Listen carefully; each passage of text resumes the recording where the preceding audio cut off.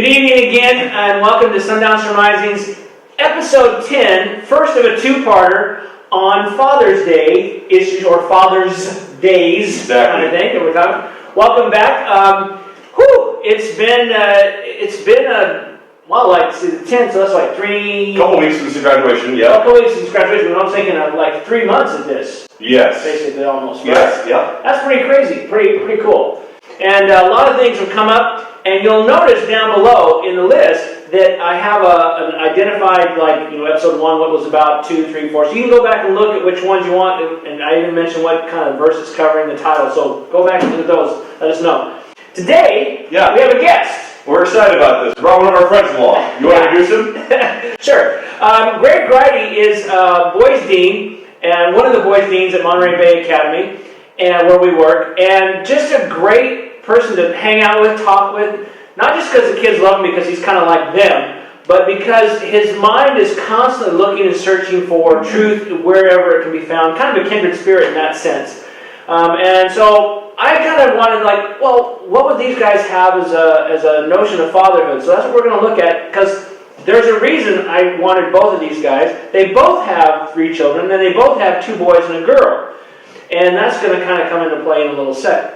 So, our text tonight, or whenever you're looking at this, is Exodus 20, 8 through 12. It's what's commonly known as the 10 Commandments, or the Decalogue, Commandment 4 and Commandment 5. But I'm going to see if we can stretch you a little bit and maybe show you something maybe you haven't seen before. We'll see. All right. So let's head over to Exodus. Yep. But again, great. Thanks for joining us. Glad to be here. Thank you. Yeah. Kind of got all the kids at the dorms done. Hey, you got to graduate. Dorms done. Garen is graduated. Yeah, that's exciting. You know, it hasn't. I'm telling this to everybody because everybody's asking this, and it hasn't really hit me. Yeah. You know, because we're all just kind of being done with the year. Being done with the year is the thing, and so that's totally true. And he's done with the year. He can't, and we're starting to think about college, and we certainly have like a thematic, there's the theory but not the practical. And so we're living in that right now. But it hasn't hit me. And I have a guess as to when it's going to hit me. But like the first part of August? Yeah, it's going to hit. I'm not sure it's going to hit me because what's interesting is I started feeling his, I don't want to say lost, but yeah, him moving on and going away for a while. His junior year, I was actually starting to feel like this early sense of this loss that was coming, even though I hadn't been there. And I'd find these moments where I'd be tearing up and like, whatever, what? That kind of thing. So that was unexpected.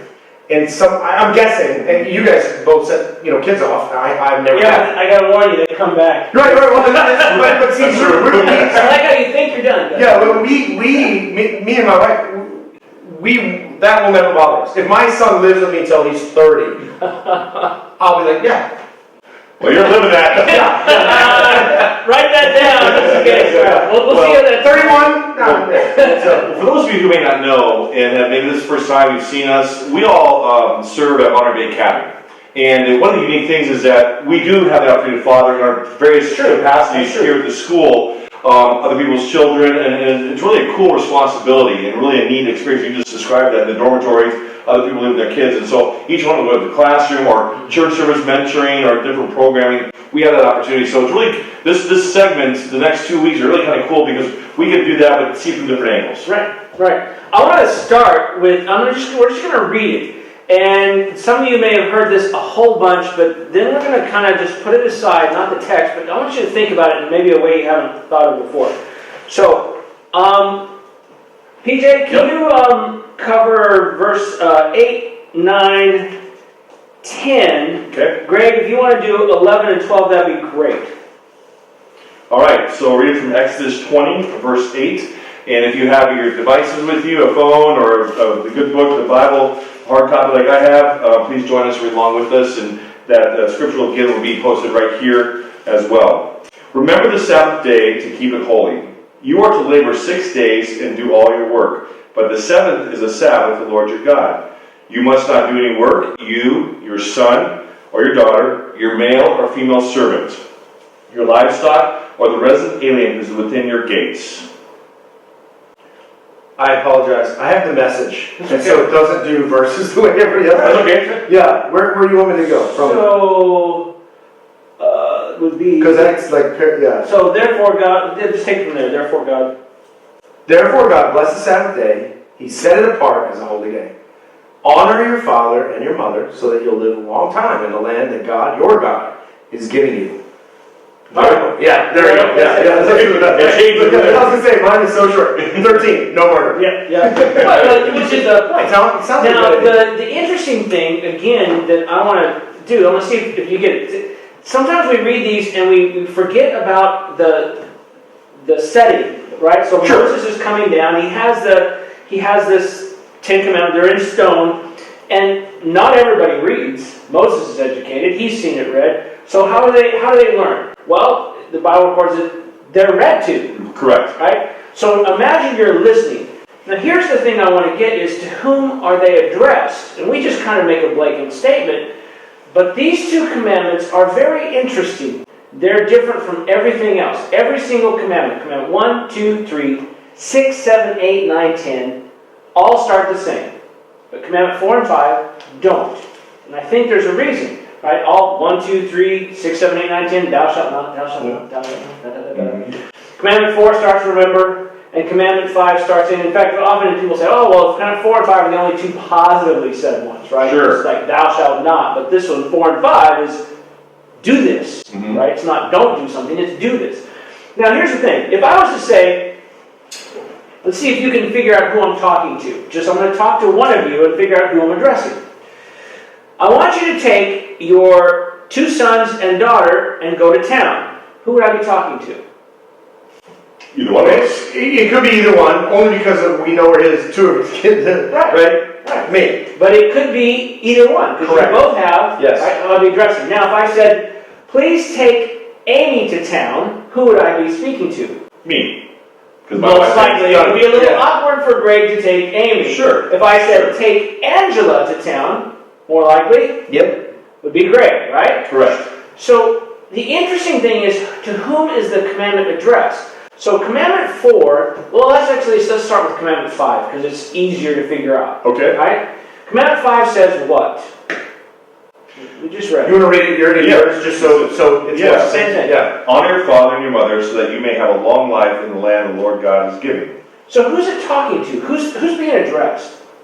Honor your father and mother. The child. The child. Yeah. The child's the one up, right? Or anyone with parents. Well, anyone with parents, right? Right. So, now that actually technically could be anybody, because if they're listening, they obviously have a parent, right? Correct. Yes. But it's specific. It says, honor your mother and father. It doesn't say honor your children. Not that God was against that, but it's interesting to note that it's addressed to the children. Right.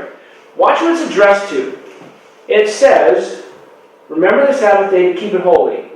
You, King James, thou, so whoever's being talked to, right? Yep. Now let's see if we can figure out who that thou is, who that you is. You, nor your, what's next? Son. Son. So it's somebody with a son. Okay. Or daughter. Or daughter. And then it goes in the Manservant, male servant, down the line. Who is not being mentioned? Children.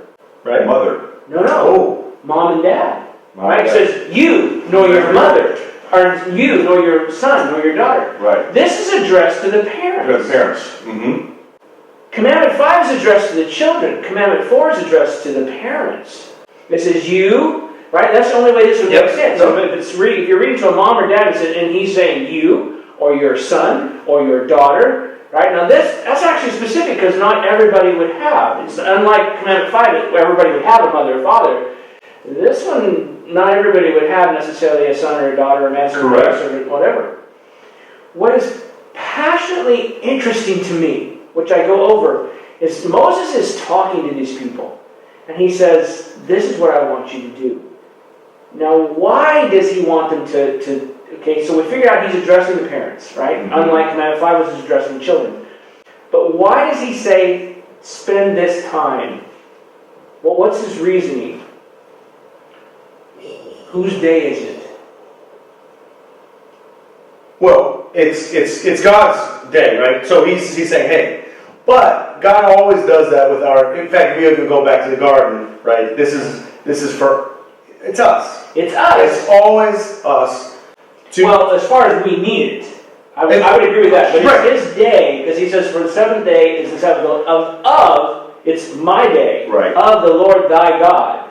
It's not your day. In fact, the interesting thing from my perspective is, I look at Mark 2, 27, 28, and Jesus specifically tries to say something. He says, look, the Sabbath actually isn't for you.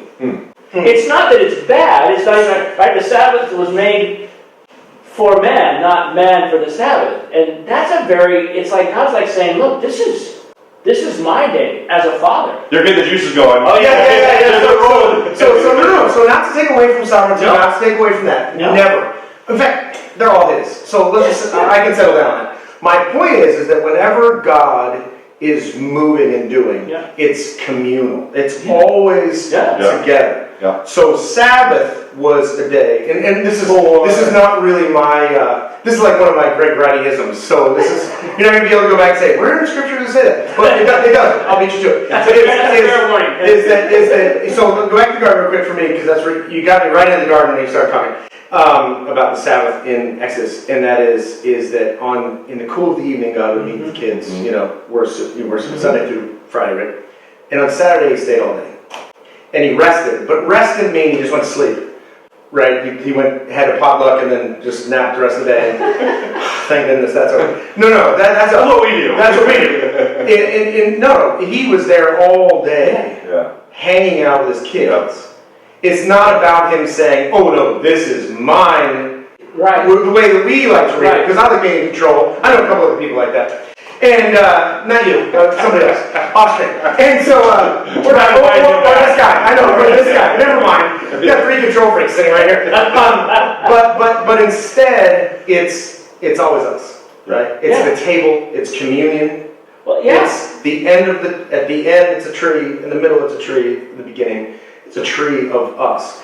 And so that's how I see that whole thing going. Because that's what it is with us as fathers, is, what's the greatest thing that happens, right? You get Thanksgiving, and the whole family shows up. If you take that point that you're talking about where he hangs out all day with them, I think that's what's so important about mothers and fathers, this being addressed what you're indicating, is that this isn't for you, but if he's modeling for us, then that's our model. Yes, and that's what I think he's saying. Look, this is my day, and what I want to do is hang out with you. And you, as the parents, this is what I want you to do.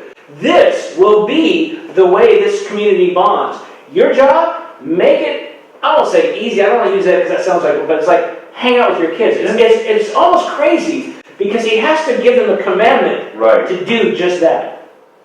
Right? Yes. So we're not working, making our money, ambition and achievement. And he's not addressing it to the children. He's not saying, you guys have a problem. He's saying, you parents, you got to let go for one day. The whole point. Relax, hang out, just be with him. Just like I want you to be with me. That's what you're supposed to do. Well, I want to take this a little bit further. I want to go down to, hold that for a minute, go to verse 12. And what I think, and I don't know about you guys growing up, but honor your father and your mother. And I am ashamed to say that I have used this as well with my children, as my parents use this sometimes with, hey, the Bible says, especially in those really struggling moments. But what I think is interesting is to watch my own grown children now. Greg, you're about to go into that with your oldest here. We have grown children. Dad, you and I do. What's interesting is I've found it more unique to how do I honor my parents as an adult. What does that look like? Where is that? My dad used to give me 2 pennies because here's my 2 cents worth. That's about all it's worth.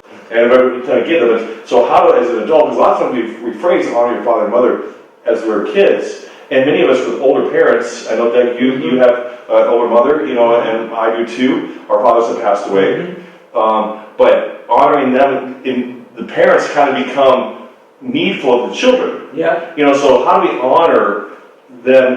How's that work in adulthood?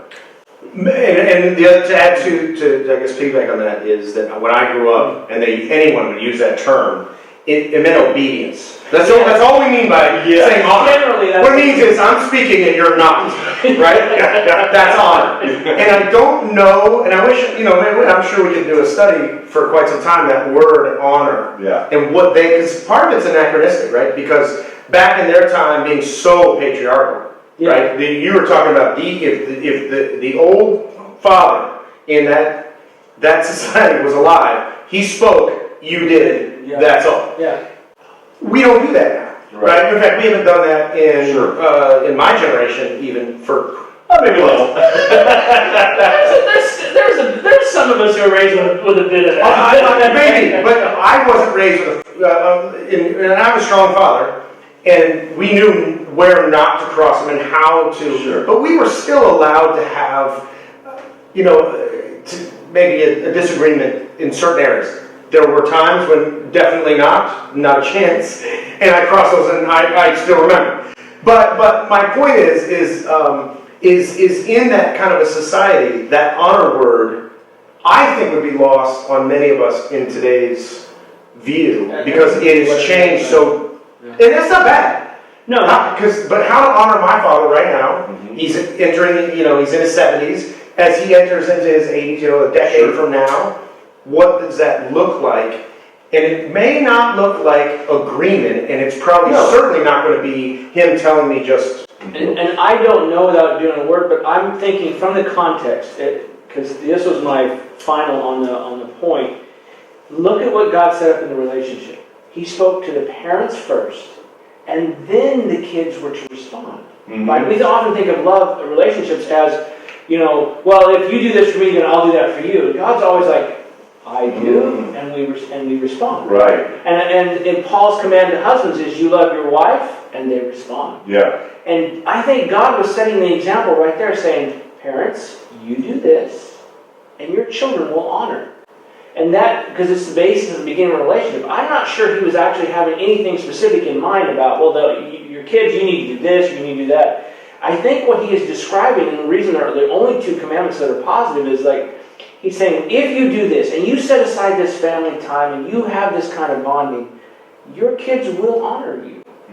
It's descriptive instead of prescriptive. Right. Yep. And I think that's closer to the point, because as soon as he's done with that part, on both ends, thou shalt nots, right? Right. But the heart, which is key, last actually I just thought of this because it wasn't on my list, but Jewish chiasmus or chiastic structure always put at the center of the passage the most important part.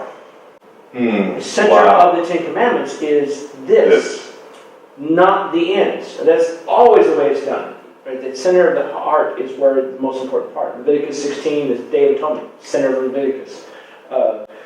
Revelation 12, the cosmic conflict, center of Revelation. Over and over in John, the center of John's gospel is before Abraham was, I am. It's the center I am statement. That's constant in their thoughts. So this must have not been new for them. And when Moses said to them, this is what it's about. We often get hung up on the thou shalt nots. Right. We remember thou shalt not commit to whatever. We remember all those, but we forget the remembers. Seems like. Well, folks, we thank you so much for joining us this evening. It's been a lot of fun. Gryte's coming back. Gryte's coming back next week with us. Yep. And we'll be continuing our two-part series with the second part about fathers. So we hope you come back and join us next week. Anything else you want to say? No. Please reach out to us, principal at Monterey Bay Academy, or right above us, Daniel Gregory, or D. Gregory at Monterey Bay Academy. There you go. And I'm totally not on there. He's off. Don't send us any comments. Don't send anything. But thank you so much. We hope you have a great, wherever you are, evening, day, wherever you might be. Thanks for joining us. See you later. Bye. Bye.